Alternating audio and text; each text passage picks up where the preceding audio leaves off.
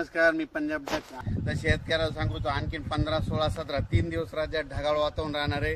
म्हणून हा अंदाज लक्षात घ्यायचा. फक्त कुठंतरी अवकाळी पाऊस पडेल, पण सर्वदूर पडणार नाही. त्याच्यामुळे कांद्यावाल्यांना घाबरायची गरज नाही, बीटवाल्यांना घाबरायची गरज नाही.